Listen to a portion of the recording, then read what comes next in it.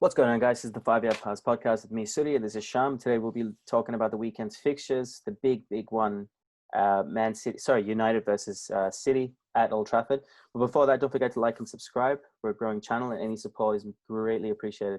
So, Shyam, big game this weekend. City versus United. We're 10 games in? Yeah, 10 games in now, 6th and 7th. Before that, just give us kind of your thoughts on the. I can't remember if we talked about I don't think we talked about the Pogba thing yet. We couldn't have. No, we didn't. We couldn't have. Yeah, because we couldn't have. Yeah. Before that, yeah, just give your thoughts on. I mean, everyone's kind of well versed on the whole Pogba thing on Tuesday. Happened. Well, it was Monday night my time, so Tuesday morning for you. Yeah, what do you think about it?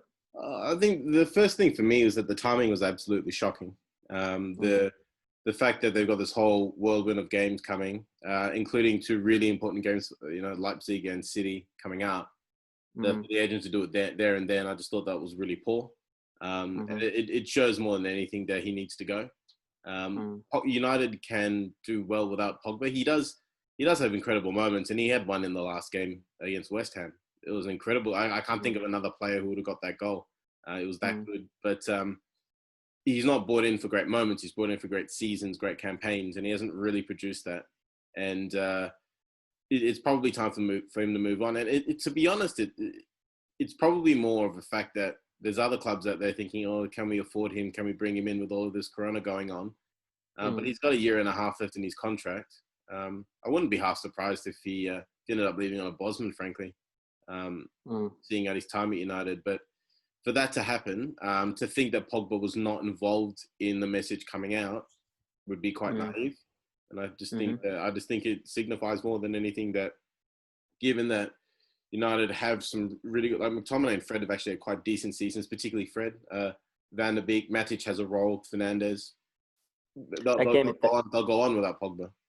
The game of the weekend is kind of primed for Fred, if you ask me. This game coming up. He's had 2 games off. You just feel he'd come up like a fucking Duracell bunny. And speaking of, to add to that, I think Bruno did his best when he came in. Bruno came late Jan. His first game was the 6th of Feb, if I recall.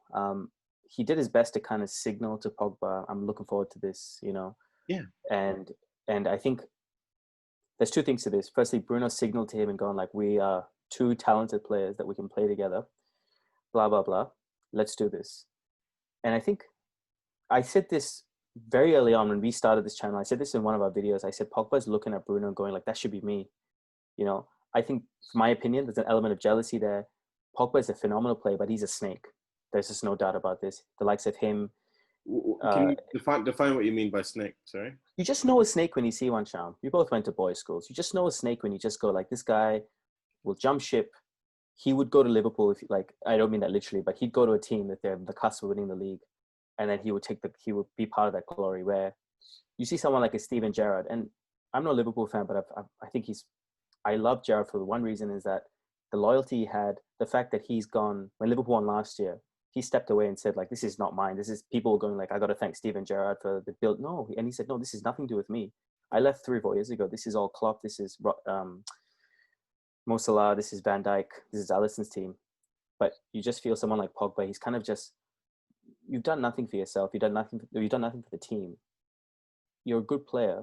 But now that Fernandes come in and showed that in 6 months, realistically, Fernandes has only played, I think about 35 games. 35 games. His stats add up to 35 games. Like his goals and assists add up to like just under 35. So it's like honestly frightening stats. He's gone and looked and said like, we've gone Pogba, like what you've done in 5 years, Bruno has done in 5 months. You could be like that, but you choose not to. So I said this two weekends ago. I said the best position for Pogba is not United. He's a tremendous player. He'll go to Paris, probably win the league, probably win a Champions League in the next 4 years. Good riddance to him, man. You think that before? There's been a lot of talk about Madrid. Paris is probably a more likely destination for him. He's French, and they have the money, so they want a bit of star power. So yeah, Barcelona don't want to take a troublemaker. As much as Barcelona is in the kind of Barcelona have a great team. They don't have a great. They have a corrupt upper management, but they have a great kind of team.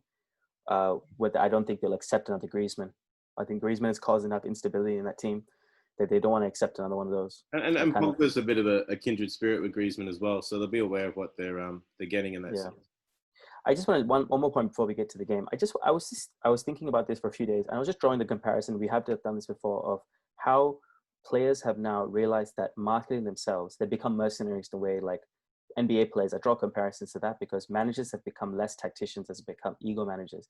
If you talk about the 80s, 90s, more 90s when the Premier League became the Premier League, that still didn't quite exist. But I believe that when Premier League players found out there is a market in the US for the middle class to pay for their product in whatever form, whether it's toys, whether it's stickers, whether it's fucking jerseys, that perhaps the middle class in the UK didn't have, or the middle class in Europe didn't have. You think about the times of Thatcher when people were so poor, but they were outstanding players. There was never star power. But now you look at likes of Pogba, Jesse Lingard. I take United players because that's the best experience I have. They realize there's this untapped market, or this tappable market where you can become LeBron James. Like if you look at a map of the most popular teams per state in the US, Liverpool's the most popular team in the US because they found out that market before, but they market the team. United want to market, that players want to market themselves individually. And I think that's all just kind of gone against United's. Has just worked really badly for United. It's worked well for Liverpool. I think that having lived in Asia a bit, you tend to find that fans follow players. So yeah, well, they have in the last 10 years. Like in the IPL, like I'll ask someone I lived in Bengal for a couple of years. Who do you like? And they'll say, oh, I like Dhoni. They say I like Chennai, and they say why? Oh, because MS Dhoni plays there, who's the Indian cricket captain. So people tend to follow players around, and that's a bit about the player and the brand and that sort of thing. And I think Liverpool probably done a smarter job in terms of branding the team, whereas United have probably gone into those Asian markets and found that was the way to go, and just the strategy wasn't adjusted at all. When United got Park Ji-sung, we tapped into the Asian market just after Korea-Japan World Cup. It was a year after, 2 years after, something like that. But we got a player who they call him Three Long Park because the man ran all day. He could probably clock an average of about 10 to 12 kilometers a game if he played the 90 minutes. So just enough on that, I guess. But I think we're both on the same page. I think many fans are as well. I think many fans looking on, Liverpool fans, City fans, is looking on going, what a fucking idiot. And I think good riddance to him. Let him leave because he brings me no joy even when he's on. He just doesn't. It's a shame that it's a shame that he's gone and scored the goal that helped turn that game around, and then just said, "I'm out of here." Like that was to me incredibly disappointing to see that. Yeah. Anyway, all right, let's get into the City game. So I'll just get some sets of pictures up. So just you kind of get on with it. What do you think? What do you think of this game? It's interesting because you take out United's European form; they've actually played pretty well in the league, and it was funny at the start of the season. They were doing very well in Europe and struggling in the league, and now they got the league form back, and they've struggled in Europe. They I think it was 3 of the last 4 games that they lost. So in Europe, but they've won the last 4 games in the Premier League. And they are the form team in the Premier League right now in terms of getting those wins. There's teams like Liverpool and Tottenham that haven't lost in 5 or 6, but United have won their last 4 games. So they're doing very well in the league. They've obviously come back from behind a lot. But as they found out against Leipzig, you can't just keep affording to go behind and keep winning. There was, I think Bobby Robson had a quote when he was managing Newcastle against United. He said the best way to beat United was to score with 10 minutes left rather than 10 minutes gone, because they always seem to agitate them. I don't think this team's good enough to be like that team that could win stuff and be agitated into achieving. So I think the first goal in this game is quite important. City are going through the gears a bit. So they've done quite well in Europe. I believe they were top of the group and quite comfortably as well. They had a little bit spare, I think. And in the Premier League, they struggled quite a bit at the start of the season. I think it was a combination of just a short break before the season, and plus just trying to find their identity.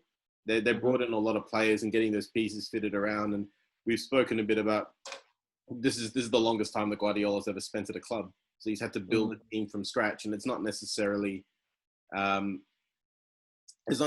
something that he's had a lot of experience at in terms of being at a club and then having to rebuild. They've won both their last couple of games at a bit of a canter, quite frankly. They look very comfortable. They're starting to look a bit like the Manchester City that we've seen in the league in the last 5 years. De Bruyne has really getting better. And just pieces are coming together for them. I think that the centre back Diaz has done really well to help shore up the defence, and perhaps that's given them a bit more confidence because they looked like a sieve early on in the season. But they're starting to get better, and they're starting to look like a team that should probably be higher on the ladder than they are. Just looking at the fixtures here on the screen, I'd say like mixed form as far as City goes. But if you look at their last 6 games, the teams they've come up well against, right? Burnley, Olympiacos, Fulham, Marseille. You could argue there that though they've had kind of a fairly easy run of fixtures compared to United. I'm just kind of arguing for United's favour here a little bit, where West Ham's doing well. Leipzig, the Tottenham game, which they lost, they've had quite an easy few games. Which were, well, I'm gonna like kind of looking counter at the argument that he did since that Tottenham game. So I'm just going to counter the argument to myself, I guess, and go like, when you have kind of 4 or 5 easy games, it gives you a good kind of momentum. It's like when, it's like doing light weights, like kind of working around light weights to go to the big heavyweight lift at the end. You just do it. You're kind of having easier games.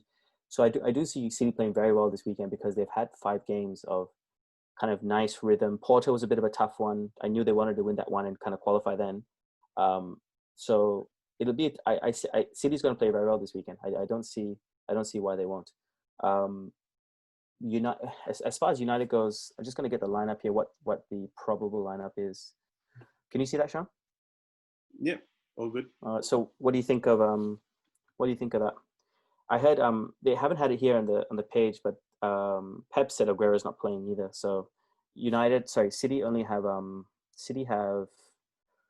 Gundogan, Garcia missing. United have Cavani and Martial missing. So a bit of a striker crisis.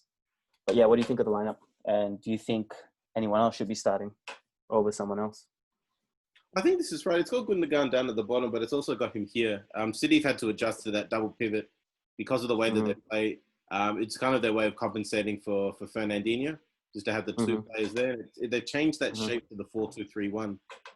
Liverpool have done something similar as well when they play Firmino in where De Bruyne is, and then they play Jota up front. And they've gone to that sort of shape as well. Teams seems to be the sort of the in thing. And interestingly, United probably did it before those two. So I don't know technically if that means United are in front of the game or anything, but it's an interesting lineup. I like McTominay in there. He seems to, he gets the derby. It's in his blood, I like the way Fletcher got those big games. Fletcher always turned out with the big games. Absolutely. Yeah. And I question Mata there. I don't think Mata is. He's wonderful on the ball, but this is a game at Etihad, so it's going to be a bit of time in defence. He's not the quickest, he's not the sharpest, and he's not that good on the counter. So I question him there. I don't really see who else will get a game though. Maybe I know this is completely random, but perhaps a Jesse Lingard who can break down play and knock the ball about once he gets it and then get it to the better players might be a go. Van der Beek, I think could be worth a crack. There's probably a better option than Mata, but their back 4 and 6 are quite steady. The fact that Greenwood's the only striker that's there is a bit of a worry. It'll be interesting to see. I don't really recall how he's gone in previous derby games, but he's such a smart footballer, Greenwood. You saw the way he won the penalty against Leipzig. He just gets football. I rate him highly, but he hasn't had the best form this season. Did, however, score against West Ham, and I was quite impressed with the strike that he had against West Ham. It was very instinctive finish, and he took the shot early. We talked a couple of times about him taking his shots early and beating the keeper in that way. He seemed to take if you recall, he had I wouldn't say an easy opportunity, but on the Greenwood level, it was an easy opportunity against Leipzig a few days ago. He took the loss to heart. You could tell after the game. It also probably was an accumulation of all the media stuff that's happened to him over the last few months, and this wasn't an ideal situation for him. You compare that, I don't go back to it, but you compare that to what Paul Pogba did and how he's reacted. Yeah. So I don't want to speak too much about him, but I agree with everything. I think it's hard to find a flaw with him as a 19-year-old guy who's got 20, 25 goals for United at the moment. A bit more than that, maybe close to 30 probably. I'm genuinely surprised that probably the last great English hope was probably Wayne Rooney. He doesn't seem to have gotten as much attention as Rooney. and that's a bit odd. Maybe Harry Kane was, but Harry Kane. I think it's because Harry Kane's around. I think it's because Jadon Sancho. I think because there's a lot of very intelligent, charismatic players at the minute, and I think Greenwood's time will come. But it's good that he's not. But at the same time, I know what you're trying to say. Where Rooney was 17, 18, 19, lit up Euro 2004, World Cup 04, missed 06. It's quite. But He got sent off in 06 for something like that. Yeah, that's right. Sorry, they missed 08. They missed Euro 2008. But it's interesting because that team that England had at that time probably just needed the type of player that he was. They had a lot of very experienced central midfielders. The back four was fantastic. And so he was kind of the one player in his generation. And there was a period of time after all those guys left that he was kind of the only one there who seemed of any quality. Yeah. But the England team at the moment has a lot of very good young players. So maybe he doesn't stand out compared to them. You look at, your Sanchos, even your Madisons, Mounts, Kanes, Sanchos, Hudson, Boys, Sterling's still pretty young. So the question you asked about them, I guess, is are you getting the same quality out of a Grealish and Greenwood? I think you are. But what you get out of a Grealish is that kind of the nuance of an older player. I know when to go down. I know when to step back on a defender's toes. I know when to. See in the Leipzig game, he won that penalty. He just welcomed the contact from the Leipzig player. Put his body in the place where any of the Leipzig player would come to him. Very the Leipzig game. I don't like people winning penalties like that. What are you talking about? The Leipzig? Oh, sorry. The penalty. Excuse me. Yeah. Sorry, he won the penalty that Bruno scored. Yeah, sorry, I was thinking about Pogba's goal. You could see he was trying to get around the defender, and he thought, okay, I'll just put my body here. And the defender was guesstimating that might need to be a bit further away, and it was just a bit more contact. My spirit of football doesn't like seeing that, but the smarts and the football IQ to do it is worth complimenting. Yeah, no, but I agree. But I'm just saying what I'm trying to get at, I guess, is why he's not in England spotlight. I guess it's better to keep him. We've seen what happens. We've seen what happens with many a player in all sorts of leagues. The Mario Balotellis, the Wayne Rooney's. You kind of the drop comes quick, and you want to kind of preserve him for at least 12, 15 years. He could, you never know, man. I don't see it's not out of the realm of possibility him playing 4 World Cups, 3 Euros, or the other way around, considering Euros are next year. But yeah. And last question I have for you before we move on: De Gea stays on, or do you think it's time to give Dean Henderson a run of games? There's not really too much of a difference in terms of the performance. Henderson does seem a little bit more assured. He just seems to have a little bit more confidence about him. But in terms of their level, there's not really that much difference between the two, which is quite strange when you consider that De Gea's on 3.5 times the salary.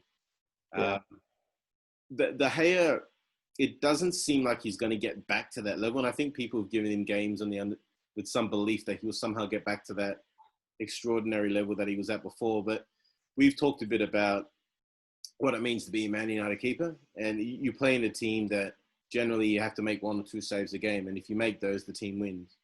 Whereas he's won 4 Player of the Year awards. He's not a chump, but he's played in teams where, as a goalkeeper, he's won 4 Player of the Year awards. That means you're going through a lot of work. So his ability to be that goalkeeper that only needs to make 1 or 2 saves a game, he doesn't quite seem to be there. And it's probably reflected in his international form with Spain as well. Whereas Henderson, in the little that he's shown, has shown that he's capable of doing that. I do think that they need to figure out in some way a strategy to give Henderson some time and see if he's worth it. They're sort of dropping him in rather than having the same sort of concerted strategy that, say, they had with Mason Greenwood. They need to figure something out with him. How do I give this guy a run of games to see if he's worth it, and at the same time make De Gea comfortable that if it ain't working, they bring De Gea back. There needs to be some way to try and phase him in that involves a little bit more than just playing him in League Cup and FA Cup fixtures. It's a tricky situation because they've given Henderson the contract. Henderson feels confident, but they don't play him. And Henderson, if I was Henderson, I wouldn't leave United. I'd leave in January. I'd want to leave because the Euros are coming. You want to play those games. I think he's the best keeper in England, best English keeper, at the moment. His old team is quite struggling as well. He might feel a bit of sense of, why can't I go back there and try and help them or something, Yeah, that's a fair point as well. Yeah. Struggling is like struggling is an understatement. Yeah. Okay, Sham, and we'll kind of move on. So this game, score, and who do you think is a key player here? Can you put the teams back up? Sure can. I think this game is going to be a lot of, and I'm surprised they've gone with the 4-2-3-1. I do think Solskjaer might try the 5-3-2, even though it didn't quite work last week. It seems to be his go-to for City games, but he would require Rashford and Greenwood up front. I do think that the key player, I'm going to go with De Bruyne. City are going to have a lot of the ball, and it's up to what they do with it. And if they're looking for a killer type ball that it's going to break through the United defense, I do think De Bruyne is the man to keep an eye on. I see this game being very edgy and low scoring. Whoever scores first, I think, is going to win this game. Actually not that comfortable in terms of picking a winner, but I only see 1 or 2 goals in the game. I do think City have got a better chance of winning than United, particularly given my understanding of this game, even though it's Man United's on the left there, my understanding of this game is at Etihad. No, it's at Old Trafford? No, it's at Old Trafford. It's Old Trafford. Okay. But even given that, I do sort of on a 55-45 basis, I'd go for City. I'm going for 2-2 myself, but I do think, for me, I think the key player is going to be McTominay. The 2 key players, McTominay and Fred. McTominay did a very good job against Neymar. It was not really talked about. He kind of just got on with it. And if you can, my opinion, if you can handle Neymar, I think he'll be on De Bruyne. And I think it won't be an easier job. It'll be a different job, but one that he can do. So those 2 boys will be key. And honestly, the back four we have are not a bad back four. When you talk about skill, just purely talented footballers. They're 4 very talented footballers. Wan-Bissaka is probably the best one-on-one defender in the world. It's just the concentration. Yeah. And that's the thing Henderson will bring that De Gea doesn't bring. De Gea should be bollocking his defenders. He doesn't really do enough of that. And you see Henderson do a lot of that. I really would love to see if they could find a way. If you change De Gea for Henderson and you change Lindelof for Tuanzebe, who I just rate really highly. He's not getting game time. He's my man crush.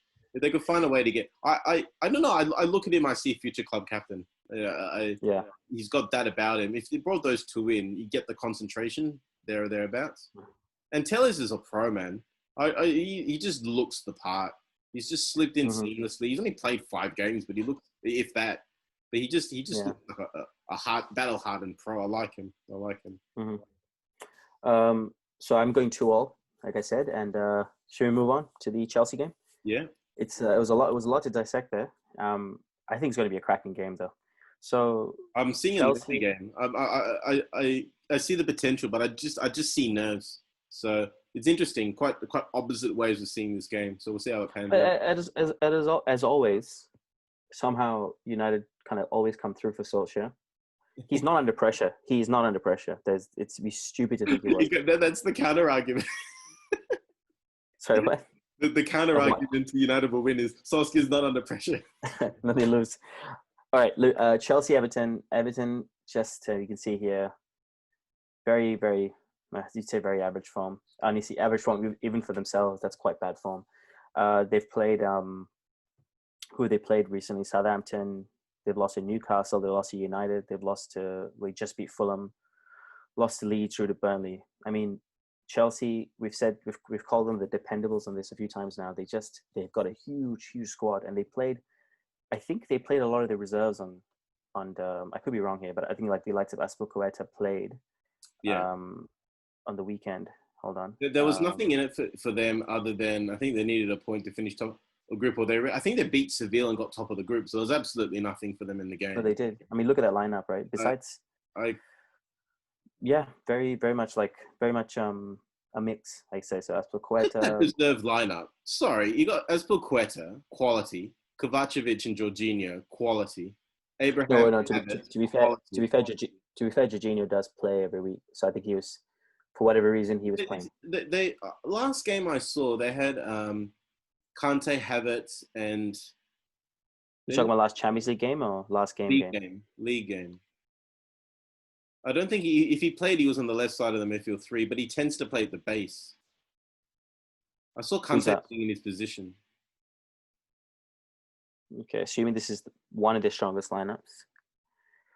Oh yeah, you're right. So I guess Jorginho doesn't play. Yeah, I thought it was Mason Mount, but I didn't want to say anything, Mm. and I should have. His man. So, But so he made. Sorry, Sean. 1 second. He made 10 changes to the side that beat Leeds 3-1.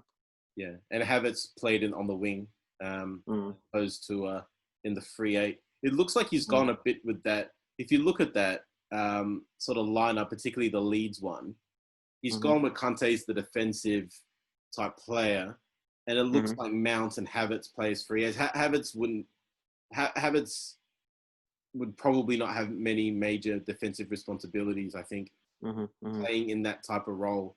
It's interesting that he hasn't gone for the 4-2-3-1 because I do think his attacking midfield options in terms of Mount and Kovacevic and Havertz, he probably has more depth in terms of that compared to his defensive midfield options. And it's interesting with Lampard, he doesn't seem to really trust Kante, which I find shocking because I do think on the day Kante is up there with anyone in his position. And Jorginho is a metronome, but I think Lampard likes breaking forward quickly as opposed to a lot of the short passing that Jorginho does in terms of you going through passing with the ball and having hundreds of passes over games and things like that. So he seems to trust his attacking options a lot more than his defensive midfield options, Lampard, which you wouldn't given the quality of the players that he's got in those positions. So we have an Everton that's been, since after the kind of first 4 or 5 games, just in my opinion, very poor. Calvert-Lewin seems to be still scoring. It just seems that like any kind of flash in the pan, he's not flash in the pan. He's a Champions League winner, Rodriguez, but he just seems to the pace has kind of caught up with him. Rodriguez, I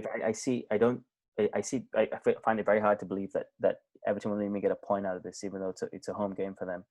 I think there will be fans as well because it's in Everton, so there will be some fans for them. Liverpool had a couple of thousand, so you think Everton to get that? Oh, Shyam, sorry. Let me just say it. Like the 2,000 fans in the Cop the other day was loud. It felt like 20,000, didn't it? Yeah. Jesus Christ! I mean, it was the first time they saw their team since. I love it that they just put them right in the Cop. You know what I mean? Like of all the, it was probably going to happen, but just seeing in the Cop rather than scattered around the stadium. Yeah. I thought they'd spread them around, but they probably reduced the number. My guess is they reduced the number to, let's say, 1,500 and then put them on the Cop. There was no other way to go about it. So yeah, back to this. So how do you see the game kind of panning out? For me, I see a spanking. I see I don't mean a score wise. I mean a dominant 3-1, 2-0. Take the gas, take the foot off the pedal because they have a big game next, Chelsea. Yeah, the interesting thing, you don't have to go back to the screen, but if you looked at it, the player ratings for the front three of Everton were a lot higher. You're looking at 7.5s for the front three. You're looking at 6.5 for everyone else. And which just kind of shows it. Pickford doesn't exactly inspire confidence at the moment as well. The best thing he's done this season is probably injured Van Dijk. I shouldn't say that. But it's probably the most memorable thing, let's put it that way. It's the most memorable thing he's done this season. I do think that Chelsea will control the ball. I think they'll play the game on their terms. You said 3-1. I thought the 1 was quite generous. I'm thinking 2-0, 3-0. It is and the way I see it, this is potentially one of the easiest games in the next 8. So just looking at the fixtures there, the next easy games would be Arsenal, Morecambe, and Everton. Yeah, sorry, Wolves would be tough. Imagine if you said 2 years ago they're playing Wolves, West Ham, Villa, City, Leicester, and the easiest games against Arsenal. It's a different topic, but apart from the Morecambe, which is the FA Cup, Everton and Chelsea probably the next 2 of the easiest 7. So it's a big run of fixtures for them, and that's a month's worth of fixtures. All those 7 games are in a month. So literally just short of a month. Actually, it's going to be big. So I think 1 second. So I think you'll see a 2-0, in like the 70th minute, foot off the gas, couple of youngsters in, maybe 3-1. It'll be a 1-0. When the At Ancelotti 2-0. It's the irony. It is a kind of a shame to see Everton drop off. I think we all of those 3 teams, the Everton, Southampton, and Villa. Southampton seem to be the form that's going to come to the top, and they seem to be sustaining good performances. Besides the United game, which, I mean, just like West Ham, they should have been up 3-4-0 in the first half. They didn't take their chances. Whereas if you look at, they're going to look at Red Bull Leipzig and go like they took their chances and they sustained, against United. So yeah, score. What were you I saying? said The score 2-0 or 3-0. I'll go with 2-0. I do think, given those, I was going to say 3, but I think, like you said, just given the fixtures coming up, I do think it's going to be 2-0, 65th to 70th minute, a whole bunch of subs, take the foot off the gas. Yeah. But play the game on their terms is probably the major thing. I see Everton having moments and Chelsea having the game. I think Lampard has a bunch of factors that have worked really well for him. If you don't mind, can we just talk a bit about that? I just wanted to say, so he had the ban last year. He did very well. When you look back on it now, 4th place with the ban. Tammy Abraham, Mason Mount coming to the fore. They're almost guaranteed starters now. In that, he had the Chelsea loan system has come to roost for him very well. That extensive loan system have all come back thick, which kind of started, I guess, about 5 years ago when they really got these kind of really good players coming in. So coupled with that, he went and bought those Werner, Ziyech, Havertz. Who else, Sham? Those 3. Mendy, Silva. Silva wasn't bought; it was a free. Yeah, but my point is, yeah, they bought about five or six players. Yeah, like just looking at that team, it's such a good mix of such a good mix of bought and academy players. Reece James, Mason Mount, Tammy Abraham, Christensen. I like James. I think James is very underrated. Yeah. 4 academy players, and then Aspilicueta has been there 10 years, 10, 12 years, whatever it is. He's been there so long. You're looking at a really good mix of it's probably what you call an ideal kind of Ferguson team.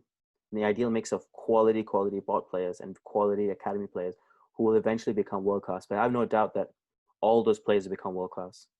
Chelsea always had very good, since Abramovich came in, always had very good youth systems and very good loan systems. But the problem was always finding a way to get those guys into the first team. They had De Bruyne, they had Lukaku, they had Salah, and they couldn't get them in the first team because the first team was always chock-a-block full of the players they had that were winning titles and doing really well.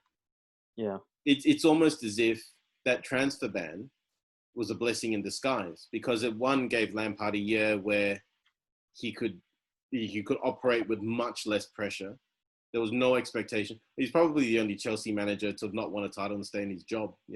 Since Abramovich came in, I don't know the stat, but I wouldn't be surprised. Mourinho, the job for them to. Mourinho didn't win the title and then lost his job 4 months later. So I was going to say not win the title and be there at the end of next season. He's not quite there yet, Lampard, but you feel that it'd be a shocking fall if they sack him. And they have go on. I guess the point I'm trying to make is that transfer window gave Lampard that opportunity to really put his footprint in, to really give people a chance, let the cream rise to the top without the pressure of having to really push and for a title charge. I don't know. It'd be interesting to get his thoughts on whether he took the job knowing that, or getting some reassurances from Abramovich, give me a season, you can't bring anyone in, and that sort of thing. Ironically, it's also led to him having 2 windows worth of money to spend in one. You see a lot of clubs. Liverpool struggled this season for finances to raise players. United struggled this season for finances to raise players. And Chelsea went and spent over £200 million, which in the middle of a pandemic, I can't think of a club that would have spent that much. So they saved their cash, they did the right thing. They seem to have moved from that short-term view to a long-term view. And that seems to be Lampard's sort of legacy. I know it's a season and a bit, but the perspective and the view on the team has changed. And like you said, long-term, bring in academy players, give youngsters, like Pulisic was not brought into that club to play first team. He was brought to develop into a quality player, and he has. So they put the time into those guys and let them grow. And you look at the result, like Jorginho played for Napoli, Kovacevic played for Madrid. Like they got quality on the bench as well. I'm getting a sense of maybe not the trophy haul that Ferguson had, but you get a sense of Abramovich has looked at United. Abramovich has only been at Chelsea 16 years. And I say only because you can negate some of those years where he was a madman. I negate those first 3 years because he bought players and got the manager to run the club. You feel Abramovich now is more of a hold on the way he makes. You see, he makes much more measured decisions. The way the direction in which the club moves. You see, it was definitely his decision. It's his money to kind of pay the NHS staff and give them free. Sorry, not pay the NHS staff. Give them free accommodation in the Chelsea hotel, which is next to stay. You feel there's a bit more measured kind of movement in the club, and that's kind of evident with Lampard coming through. And I get this kind of Ferguson-esque feel where, let's say he goes and wins a cup this year, he's not going to be sacked. Let's say he wins the League Cup, the lowest of the 4 cups, he's not going to be sacked. He's going to be given 3 or 4 years to win the league, because I think it's come to the stage like, who am I going to hire? Yeah, I could go hire Simeone, I could go hire Allegri, but with this, I have a connect between me and the fans now. I don't feel as distant as I did. Perhaps Mourinho was the closest thing to Abramovich being close to the fans. But I think the fans feel closer to him to ever. And ironically, he hasn't been in England for like 2 years because of there's some sort of legal thing. He's now Israeli, and I don't actually know the details, but he hasn't been to England for about 2 years. So maybe it's helped in a perverse way. But I think the general idea of him learning what it means to own a football club, as opposed to coming in, spending big, and expecting a title, it's evolved into being more than that. He definitely has got his head around that. And yeah, it's interesting. Chelsea is a bit. You could almost look at them a bit like Real Madrid when Abramovich came in. A unit of very strong players and a president, and the manager was a bit. Like apart from Mourinho, they've had some very good managers. I mean, they had Ancelotti. They had Matteo won the Champions League. They had Avram Grant, who's I think very underrated, Gus Hiddink, Rafa as well. Benitez, yeah. I said good managers, but yeah, they had Benitez as well.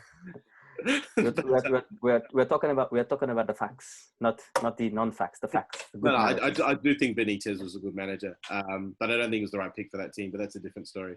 But yeah, you don't think about the managers so much. And those are very highly acclaimed managers. Ancelotti's won 3 European Cups. But you tend to think about it as being that sort of Terry Lampard, Drogba unit working with a club president.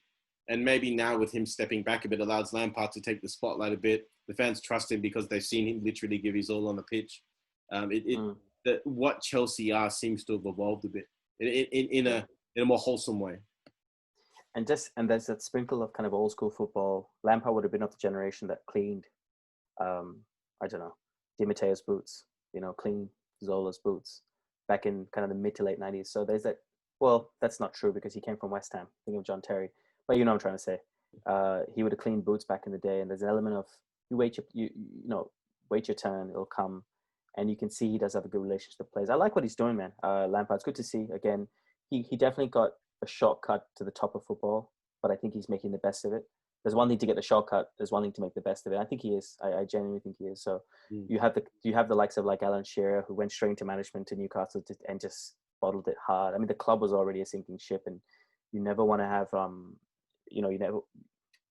you get such a big job, you never want it to be your last. So like we said, we've already gone through the scores. So what's the next game we want to talk about? Palace Spurs, quickly. I've heard stories now about YTS players not cleaning players' boots. It appalls me, frankly. Say that again.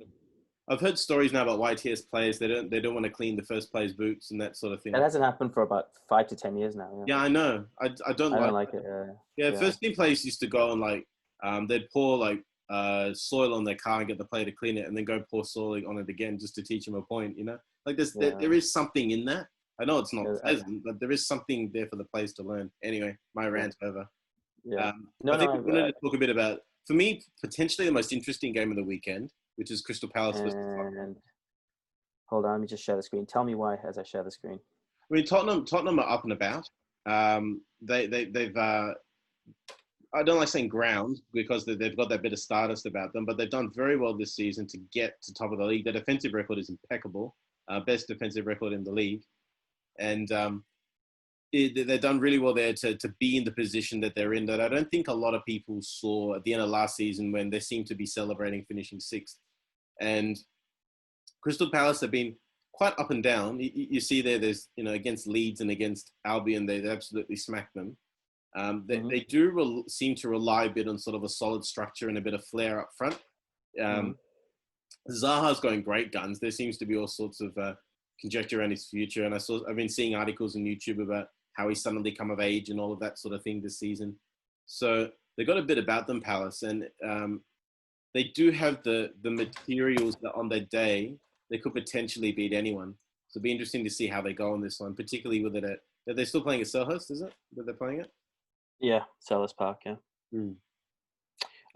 Just looking at the form here for Spurs, a little bit mixed, but it seems when they do well, they do very well, right? City Palace game, Spurs? Arsenal.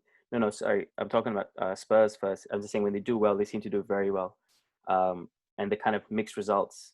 Take 3-3 out that against United. last game, which was Mm-hmm. probably a useless UEFA Cup game. There, they fielded all their reserves, then conceded a goal and 5. You know, Yeah. No, you're right. You're right. Geez, the Chelsea game was 4 games ago now. Fucking hell, man. it's flying through, isn't it? Yeah. Jesus Christ. I mean, and speaking of Palace, so yeah, West Brom on the weekend. Someone said Benteke scored on the weekend, and Nathaniel Klein assisted him, and said someone like I saw a tweet saying somewhere in Leicester, Brendan Rodgers is sitting in his room just having a good oh my god, yes, Nathaniel Klein, Benteke. uh, uh, that's a throwback to Liverpool's simpler times. Imagine if they did that against. I don't particularly agree with you, Sham. I don't particularly agree with you. I think Zaha relies on defensive mistakes. Don't get me wrong, a lot of strikers do, but I think he does a bit more than others. I think the team is too structured for him. If he goes to a City, which now that I think about it, that could be the case. He could go to City. You'll see a 20-goal a season Zaha and a couple of trophies, and then you really see Zaha for what he is. I think he's a quality player. I just don't think. I'm a bit confused. You said he relies on mistakes a bit more than others, but you're talking about him doing really well at big clubs. No, I mean, okay. So when he's at Palace, the team relies on the opposition making mistakes a bit more than if he was at City, where the team unit could work around him much better. Does that make sense to you? I'm trying to kind of word it better. Where it's like, yeah, he's not quite. I don't agree with your analysis that Palace can beat anyone on their day. I don't think they can. I think they're a good club. I think they've come a long way from 2 year ago or 3 years ago maybe when they nearly got relegated. I just don't think they're good enough this weekend. I think Tottenham at the moment are just fantastic to watch, fantastic to look. Like they not like that Chelsea team. We made a lot of comparisons with the Chelsea team, and I think you said this last week. They're a bit more like that Madrid team that Mourinho took, where they can go and score 100 goals this season. You wouldn't be surprised. That goal against Arsenal, Sham, the one that Son scored. Yeah. Oh my God, that was filthy. And even Kane's goal. 2 minutes into the game, it's hard. It's much harder to score in the first 5-10 minutes of the game, and everybody's up and about. You know, like, in a North London derby, and yeah, it was fantastic. However, I am interested to see what Zaha is going to do this season, and I think regardless of whether I think he's already had a good season, so that could average out to being an okay season or a very good season. That kind of the way averages go. I do see him being a bit of interest to even a Spurs, even a City. Would he, if he had never gone to United, I think United would be in for him, but I don't think he ever wants to go back there. I don't think the club had his back, and when people start talking about him, sleeping with the manager's daughter, I mean, that is a big. She wasn't underage or anything, but it's a big accusation to throw around and not defend the player in any way, shape, or form. And United have had a habit of doing that with Lukaku, with Jesse Lingard when he had with Mason Greenwood. They've done it a little bit better. So I think it's going to be a nice, easy 2-0, 3-0, 3-1 kind of win. And I actually look forward more and more to see Spurs every week. And I'm liking Ndombele and Højbjerg. I think they're two fantastic players. The Makelele and the Ricardo Carvalho types. I think that Mourinho was quite hard on Ndombele when he first got there, and it seemed It seemed to be the old. It's classic Mourinho. Like, how am I going to get more out of this guy? I'm going to agitate him into playing better. He picks the right guy to do that to. where he was going to Dele Alli and saying, "Oh, you're the best ever," and that sort of thing. But he was quite hard on Ndombele. It's a classic Mourinho specific player. Press the button. How do I press the button? So he's gotten more on Ndombele. I just want to clarify what I said about Crystal Palace. I agree with your analysis. I think it's going to be 2-3-0 Tottenham. I just think that they do have players who can produce individual moments of magic, and probably more so than a lot of teams where they are on the table. I don't necessarily think they can beat anyone on their day, but they've had really good outings. You know, you saw the Leeds game there, West Brom. They beat United on the opening day. 100%, yeah. And the United game, as you said, is a game of defensive mistakes. You know, there was a lot of mistakes made by United in that game. So I do think they got a bit more punch than the teams around them, I guess is what I was trying to say. But I do feel that Tottenham will probably similar to what we talked about with Chelsea. So 2-0, 3-0, 70 minutes. Get ready for the Liverpool game, which is right after this one. Palace is like some other teams where they have these kind of 7 to 10 players who are very, very good. And then I put Zaha aging world class at the minute. Not quite there, not quite in the, let's say, the Mane category. But if you look at that, Benteke, Zaha, Milivojevic, Schlupp, Cahill, Van Aanholt, they're all very good players. Kouyaté as well is actually very good. I just wonder, like, what makes them perform at a far lower level than, let's say, Tottenham? Because if you wanted to like just go like for likes, there are a couple like for likes that if you just swap over, you probably wouldn't see the difference. And it's interesting that you think about Dyer could swap very easily with Kouyaté. Klein could potentially swap with Aurier. This was a year ago, but you get what I'm trying to say. Zaha could walk into that Spurs team over Bergwijn, and maybe not Son, maybe Ndombele. Benteke, you'd have him as a sub very easily. It's interesting to show that the kind of influence that a manager, the stature of a club, the players around you have. Well, I was thinking a bit as you were saying that about culture, about how strong a culture is within a club. And we tend to focus a lot on the manager bringing culture, but there's a lot of senior coaches, a lot of senior players. Clubs that tend to do well have a strong core of players pulling together in the same direction. Like you look at Chelsea, they had John Terry, but they also had Drogba, Lampard, Petr Cech, Ashley Cole. Guys was one-minded and moving in the right direction. And United was famous for that as well. Like Roy Keane said about David Beckham, like we knew he was doing all these photo shoots and dating Spice Girls, but he worked hard on the pitch. Like we just loved him on the pitch, and that was all that mattered. Like there was a culture and an expectation that was quite clear, and a hunger from the players as a group, not so much individuals. And perhaps people can be victims of their environment and move with something rather than create something. Yeah. So the difference is more of that. The players' internal abilities as opposed to the technical abilities or pace. Yeah, and I think Mourinho's the master of cultivating such an environment, bringing in the right players for that as well. Let's move on to player of the week. I'll just get all the fixtures up for your viewing pleasure, Shyam. So we have, we'll just run through the kind of just a quick view of the other games. So Wolves Villa, that's actually going to be quite a good game. Wolves Villa, both teams looking to kind of get a bit of form. Which way do you see? Don't need to score. Just which way do you see that going? Draw. Yeah. Newcastle West Brom. I'll go for this one. I think it's going to be a heartfelt win for Newcastle. 1-0. You think Newcastle will get this one, do you? Yeah, I think Newcastle will. Yeah. Yeah, me too. Moving down, Southampton Sheffield. I think we both can say Southampton quite easily. Sheffield just been dreadful. I'm interested in seeing what Southampton win by. I think if they can make a statement in this game, big time. So we've done the Palace, Liverpool, Fulham. Again, hard to see any other way except Liverpool. Smart money from Liverpool there. Yeah, they've done tremendously with all the injuries, and everyone seems to be coming back. And it'll kind of Van Dijk will probably feel good seeing that as well. He probably feels he let you inevitably feel you let the team down when you get injured, even if it's not your fault. Yeah. So I think Van Dijk will feel good seeing that Liverpool doing very well. And Leicester Brighton, Leicester should win this one. Leicester and Burnley versus Arsenal. This is the clash of the relegation zone. Like we've just gone, big team beating small team, easy. The Arsenal's in worse form than Burnley. Yeah, Jesus. Sorry, let me get that back there. So, I'm curious to see that. That one, I actually don't feel like I can make a. Burnley will probably see it as a chance to move up the table. All right. On that note, Get the ladder up. I'd like to see if they could overtake Arsenal. I don't think they can. no, they can't. They can't. The bottom three are far behind. Bottom four are far Yeah, behind. yeah, that'd be interesting. Maybe if That Brighton beat Leicester, they can move ahead of Arsenal. Yeah, I'll say Arsenal purely because it's at the Emirates.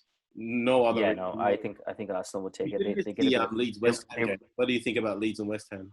I think West Ham will win. I think the inexperience of Leeds have come through. They will survive, because the bottom four are just so bad. But I think West Ham will win this. I think Moyes really got them in a groove, man. Really got them going well. Can I just say one thing real quick? Fuck's sakes, I forgot what it was. Never mind. So your play of the week. I'm I'm gonna go with De Bruyne. I've got a feeling about De Bruyne. I think he's the one to keep an eye on. Not Just De Bruyne. the potential difference he can make to that team. Not If he has De a good day, Bruyne. they'll Yeah? win. If McTominay keeps him in his pocket, United will win. So I think in the Yeah. biggest game of the week, I think he's the most important player. I'm not saying he's going to be player of the week. I'm saying he's the player to keep an eye on. Yeah, fair enough. I'll go for the I'll go for the Spurs and Palace game. I want to see Ndombele. I think I've been kind of watching a few videos of his during the week, and I just want to see him kind of star a little bit. I think Son gets a lot of the plaudits, and I'll shout out Ndombele here, Ndombele, excuse me, or Serge Aurier. Either one. They both play with me. They're both classy and athletic. Sorry, who was the second one? Serge Aurier has been playing really well Serge as well. Aurier. But I'll say I think my point is I think Kane, Son, and maybe Højbjerg have got a lot of the plaudits. But Where in the world is Gareth Bale? Is he playing? He played yesterday. Yeah, he played yesterday. Okay, so that doesn't count. Is he played in the league? I think he's played No, very sparingly. he's played a couple of minutes. I mean, does he buy into the Mourinho philosophy, or is he just happy to be there? I think he's just happy to be there, man. He strikes me as a Michael Owen. Michael Owen said in the last 3 or 4 years of his career, probably the last season at United and then the 3 seasons at Stokes, he was like, I don't know why I stayed on. I should have retired when I left United. He's like, I think Bale is kind of like he makes God, The horrible thing ungodly to amount say, of but money. he's still getting paid $1 gajillion to play. Yeah, So ungodly amount of money. He probably knows he can milk it for 60% of the effort he was when he was at prime time Madrid, prime time Spurs. So I think Bale on paper is the ultimate Mourinho player. Strong, fast, direct, technical quality. You just look at him and you just smell a Mourinho player. But I don't know, interesting. But Sean, when I think of Bale, I think of him sprinting down the right wing, and I think of him pulling a hamstring. I can see him pulling a hamstring. I'm not joking. He just appears very fragile to me. And some players are just kind of a bit unlucky, like Dembele at Barcelona, just very unlucky with injuries, like Michael Owen as well. On that note, any closing thoughts there, Sean? Yes, we did talk about this a couple of weeks ago, and it's not Premier League related, but we're a football channel, not a EPL channel. Yeah. The Champions League, PSG versus Besiktas, the game getting stopped, putting on a bit. But what were your thoughts on that? Firstly, I mean, I have to say we'll preface with saying let's assume that he said all this. I'm not saying I don't believe him. I'm saying we have to assume that. I'm happy to assume he said all of it. Yeah, so we'll assume that the fourth official. I don't want to say his name. I don't want to give him any. Don't want to waste my time on that. But so just to be clear, he said either book that black player or book that Negro. He said either one. I'm not sure exactly what he said because Demba Ba came up and said. My understanding is that they said which player is he? He goes, the Negro player was what he said. That was my understanding of what he said. And then, so some people said he said black guy, and then Demba Ba said, you say Negro, you say Negro. Firstly, is he a racist? I don't know. I don't know the guy. I think it's unfair to kind of, was it a racist thing to do? Yeah, it was. In this day and age, I mean, there's just like, the spotlight's bigger than ever. The same way Cavani fucked up. This guy fucked up even worse. There's not much to say for me, Shyam. Like, I think he said something he shouldn't have said, perhaps thinking, because you see when refs ref together in Champions League, they're all from the same country, in the same league. Perhaps he's just used to saying that in a normal way in Romania, not meaning much by it. Perhaps in Romania, there's only one black player on the pitch at a time, in the Romania league, I mean. Yeah. And, that black player, Nigerian fellow over there, the black player over there. But in this it's not hypersensitive. That's actually, I had that word in my head. It's not hypersensitive. In the world we live in today, there is an overcorrection going on that needs to be done. And by that, you're going to offend way more people. and you're going to have even non-black people working against, going against what you say if you said something like that. So um, he probably, I don't think he should lose his job. I think there should be corrections made, investigations done, and if he's deemed to be a racist, let him lose the job. But I do think, sorry, a bit of a rant here, but I do think it was nice to see the PSG players, even though they knew what was at stake for them, even though they probably didn't want to play a game and a half in 2 days. Oh no, sorry, they didn't play a game and a half. They played 90 minutes, as in they stopped, and I think they started from where they stopped from. I gotta say, like, fair play to the PSG players for stopping and all walking off together. So that in itself was quite unique. Quite often, I've seen like Eto'o, like being called monkey and walk off the field, and not even some of his teammates were a bit perplexed. Why are you doing that? But to see the team, the players of both sides, because the Besiktas players didn't need to react the way that they did and walk off. It's an individual's choice. In the past, it was always individual's choice. Balotelli's reacted or Eto'o's reacted. To see those players come together, they all seem to be aware of the sense of occasion. And don't forget, Shyam, to make a point. Don't forget, Shyam, as well. You're talking about PSG. You're talking about Mbappe, Neymar, Neymar, potentially the third biggest footballer in the world. You could even argue that he has more clout, like social media clout, than Messi. So second most famous, because Messi is not really a social media guy. No. I was happy to see that, man. I mean, Neymar is obviously a player of color, person of color. So he's obviously going to do that as well. But I'm just saying, for Neymar to have that influence on the team, saying, no, lads, we're all going to walk off together. It was great. It was great. Probably a couple of things I want to say. Firstly, there's a certain degree of ignorance in the comment. There is a difference between ignorance and racism. Like you were talking about, maybe he just sees, he just makes the comment because he was with players, officials from his own country and said what he said. It is important to separate ignorance from racism, because to a degree you can teach someone if they're ignorant. If someone's racist, it's a different lesson that you need to teach them. There's a story of an African-American fella, I think it was on Joe Rogan's podcast, where he'd go for dinner with guys from the Ku Klux Klan, and then that way some of them, turn them around. It's a different lesson to ignorance. The other thing is, like you were saying, there has been times, and if you look at the spectrum as a pendulum, there's been times where we've been undersensitive, and we're probably a bit more oversensitive about these sort of things at the moment. It's not necessarily a bad thing or a good thing in itself, but I suppose the point is that everybody has their own line. We all have our own lines in terms of what's racist and what's not. The point is that there should be a line, Like if you look at Demba Ba's comments, is why are you saying black player? Why are you saying black player? I feel a bit like there was something that triggered within him, as opposed to looking at it objectively. But that's fine, He's copped it his whole life, so he gets it. But his line will be different to our line, to someone else's line. The point is that you need to have a line where you stop. Where does it start? It starts somewhere, this conversation. Yeah. So whether you agree or not with the actions, I think we all should agree that things need to change and things need to be done about it. And we need to use these things as opportunities, not to stop games and create chaos. It's about fixing the problem and finding the solutions, which is really to bring people together, which is what happened in this instance, which is great. I just want to tell a story before we finish up. When I was in year 8, I was playing for Wembley Down. Year 9. Right? But when I was in Perth, I was like 13 or 14. I can't remember, honestly. And we're playing against Bassendean, and I was quite quick. Like that was my best kind of attribute. Yeah. Quite quick, and I remember, I kind of vaguely remember we were on a counter attack. I remember the keeper putting the ball out wide, and I got the ball first, laid it off, sprinted through, and I remember the keeper saying, "Mark the brown one and mark the black one," and I was the only black guy on the pitch, brown of any color on the pitch. Strange, we're in Bassendean, I was the only one, but I sprinted through, got the ball, somehow I scored, and the keeper was went down and was slamming the floor. And I went, "Don't ever fucking call me that again." And I got a red card. And I turned to the ref. I said, "Ref, he called me a brown guy." And the keeper yelled it from across the pitch. So I was a little bit confused. I didn't quite understand racism. I just said, "Don't call, that's not on." I'm from Singapore, quite racially harmonious as far as the world levels of racial harmony go.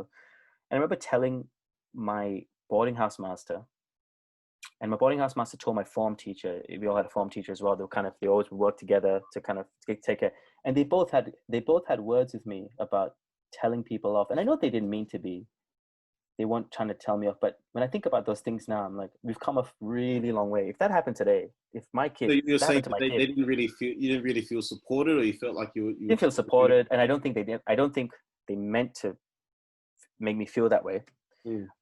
Because I know one of them worked in South Africa for a good part of 20 years. So I know he knows the kind of dynamics going on. And the other one was a very Australian guy. So I'm just saying we've come a long way since, and it's good to see that it's not about the reaction. It's about, he didn't have to say that in the first place. People are, and I love in this PSG instance, no one has said a word about Demba Ba confronting the ref. No one said a word that the PSG guy got sent off. The coach got sent off. Sorry, the Istanbul coach got sent off. No one said a word about any of that. They've only, in fact, this guy's name has come out. His Instagram got hacked. Poor fella. Like, he's probably going to get death threats. I don't agree with all of that, but his name and what he's done has been highlighted more than anything else. It's actually a really good point about the spotlight hasn't fallen on the assistant coach who got a red card, and Demba Ba was most assertive with his voice and his body language. It's not fallen on them to be justifiable for the event. It's a very noteworthy thing, that you pointed out. On that note, that's good. Like, nice little way to end off, I think. Start with Pogba, end with racism. Thanks for watching, guys. We are the 5 Yard Pass podcast. My name is Suddy. This is Shyam. Don't forget to like and subscribe. Keep football simple, and as always, keep passing, guys. Cheers.